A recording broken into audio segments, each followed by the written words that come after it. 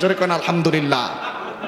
কত সম্পদের মালিক, কত টাকা পয়সার হিসাব নিজেও জানে না, সব কিছু ভিআইপি আকার, হাজার লক্ষ কোটি টাকার নিচে যার হিসাব নাই, এত টাকার মালিক, এত সম্পদের মালিক, সর্বোচ্চ পর্যায়ের ক্ষমতাশীল, অথচ আমার আল্লাহ বলেন ক্ষমতার চেয়ারে বসে জুলুম করেছো, স্বৈরাচারিত্ব করেছো, নিরীহ মানুষদেরকে মেরেছো, শত শত আলেম ওলামাকে নিরপরাধ ভাবে আয়না করে বন্দী করে রেখেছো। আজ তোমার পরিণতি হবে লুঙ্গি পরে পালাতে চাও, আমি আল্লাহ লুঙ্গি পরে পালানোর রাস্তাও তোমার ঠিক রাখি নাই। কথা বলেন ঠিক কিনা? এটাই হচ্ছে আল্লাহ তাআলার দৃষ্টান্ত। তুমি বড় দরবেশ, অনেক বড় দাড়ি তোমার, কিন্তু শেষ পরিণয়টা কি? ধরা খাওয়ার আগে তুমি জালিম হয়ে গেলা।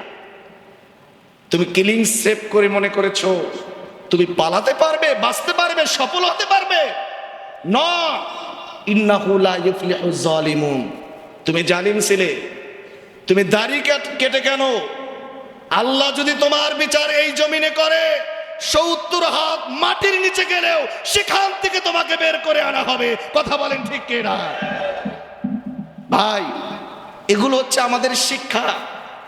এই প্রতিটা মুহূর্ত পথ থেকে আমাদেরকে শিক্ষা নিতে হবে, যাতে করে তাদের পথে যেন আমরা না হাঁটি বা আমরা যেন তাদের পথ অবলম্বন না করি। এগুলো শিক্ষা। যাদের আজকে এরকম অবস্থা, তারা যদি শিক্ষা নিত, ফেরাউনের ইতিহাস পড়ে, আবু জাহেলের ইতিহাস পড়ে, নমরুদের ইতিহাস পড়ে, তাহলে তাদের ইতিহাস নতুন করে আবার তাদের লাইনে লিপিবদ্ধ ইতিহাস রচিত হতো না। কথা বলেন ঠিক? কিন্তু দেখে নাই, এখন তাদের ইতিহাস রচিত হচ্ছে। এখন আমরা যদি তাদের কাছ থেকে ইতিহাস পড়ে নিজেরা সংশোধন হয়ে যদি চলি, তাহলে তো বাঁচতাম। আর না হলে ওই ফেরাউনের পাশে, আবু জাহেলের পাশে, উতবা সাহেবার পাশে, বড় বড় জালিম স্বৈরাচারীদের পাশে আবার যারা স্বৈরাচারিত্ব করবে, তাদের ইতিহাসও সুন্দর করে লেখা হবে। কথা বলেন ঠিক? এই জন্য শিক্ষা নিতে হবে ভাই। ক্ষমতার বড়াই করার দরকার নাই। ক্ষমতা এই আছে ওই নাই, ক্ষমতা দেওয়ার মালিক আল্লাহ। আল্লাহ বলল আমি দিতেও পারি, আবার আল্লাহ দিতেও পারে, নিতেও পারেন। এই জন্য সাবধান। কত দৌড়াদৌড়ি ছোটাছুটি চলছে, কোথায় যাচ্ছে কিন্তু পালাতে পারছে না। অথচ সর্বোচ্চ সম্মানের চেয়ারগুলোতে তারা ছিল। তারা যদি কোরআন মোতাবেক রাষ্ট্র পরিচালনা করত, রাসূল সাল্লাল্লাহু আলাইহি সাল্লামের বিধান অনুযায়ী সুন্নাহ মোতাবেক রাসূল সাল্লাল্লাহু আলাইহি সাল্লাম যেভাবে করে চলেছে সেভাবে চলতো, এদেশের 20 কোটি মুসলমানের সাপোর্ট তারা পেত। কথা বলেন ঠিক কিনা?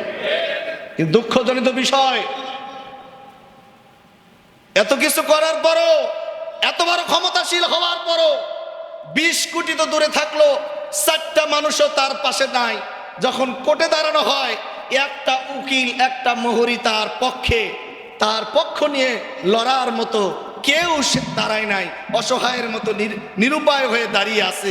এর থেকে লজ্জাজনক বিষয় আর হতে পারে না। কথা বলেন যেন সাবধান। আস্তে আস্তে সব কিছু বেরিয়ে আসতেছে। আমরা আগে বলেছি আমরা গন্ডগোল করব না, প্রতিশোধ নেব না।